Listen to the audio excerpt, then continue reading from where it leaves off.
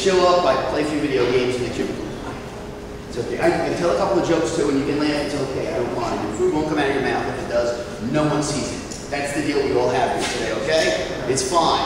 I had an amazing job. I'll tell you my story real quick. I had an amazing job. Fantastic job. I worked at the Marriott Hotel as a bellhop. Now, to someone on the outside of the hotel industry, that's kind of a goofy little job, but inside the hotel industry, it's the job everybody wants. You meet all the celebrities, you kind of get to do whatever you want all over the hotel, and you get a salary in the form of a paycheck. You get so much tips, the salary never even got touched. A paycheck went directly into the bank account every single week and never touched it. How awesome is that? Raise your hand if you would like the kind of job where you make so much money that you got the paycheck never getting touched. I'd love to be back here again. I really would. The problem was, I didn't appreciate what I had. Raise your hand if you know somebody in life who does not appreciate what they have. I know a lot of folks like that. We all should take a moment and just, every day, take a few moments, in fact, and just reflect on what we have in our lives. Positives, not the negatives. But that wasn't me back then. I was the kind of guy who felt that fair was important. Right was important. And if it wasn't right, it wasn't fair, I was going to let somebody know. And that somebody was always going to be my boss. How many times do you think the boss wants to hear about the wrong thing before they get tired of hearing it? Not too often. Only a few times. And then they've had enough. So I basically got fired from that job. Now at the time, I was living with my fiance in her apartment. So I had to go out and get a job to pay the bills. So here's an interesting thing. Instead of going out to get the kind of job that focused on the passions that I had, to focus on the things that I was strong at, things I was talented at, I went out to get something and focused on the what? Who knows? Money. The money. I needed to get something to pay the bills. My bills were here, I needed something that got the money here, so that the bills would get taken care of. And that's what I looked at. Didn't look beyond, didn't look to what I enjoyed, didn't look to what I was passionate about, focused only on the money. Let me tell you something.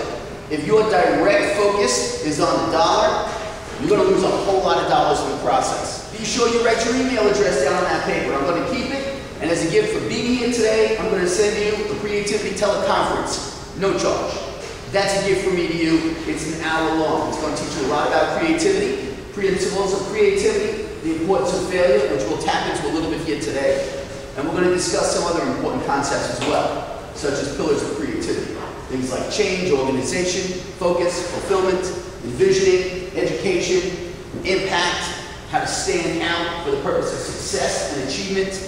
There's a lot I want you to gain today. There's a lot I want you to take in. Awesome job. I had to take a really lousy job because my focus wasn't on what was passionate for me, or enjoyable, or skilled, or talented at. Lost the awesome girl because I vented too much. Why? Because I focused on the negative. Are you tweeting about me, sir? Get the name right. Send all the tweets you want. I'm going to take a picture of him. Please do. Go for it. Social media, immediately. Okay? Tweet it, Facebook it, Instagram it. I don't care. Take out your cell phones, do whatever you want. I want activity going on here and out there. This is about engagement, folks. This is about engagement. So the depression started to go away. Not because I played the balloons. It went away because I started servicing others, which was pretty awesome to me. I thought, this is good stuff. I'm onto something. I was onto something because I turned myself around and finding something I enjoyed doing. That's what this became. And then it leaped further. See, this was adequate. There's four categories, four reasons why people do what they do in life. The first reason is they do it because they're told they have to. The second reason is people do it because they have experience with it. The third reason is people do things because they have or a talent or ability at it. And the fourth is because they have a driving passion for it. The fourth is a really limited category.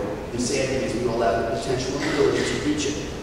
But we get so caught up in the day-to-day routine and ritual of life that we lose sight of our passions. And we need to get back to that. See, this became my passion. Raw talent and ability is incredible because that's when you have your own innate and natural gifts coming to life. Raw talent and ability, how do you really describe raw talent and ability? It's really, I guess, about doing the things that just you naturally excel at, that if you look at the majority of people around you, there's no doubt they cannot do it. Things like that. That's behind the bag in under 30 seconds.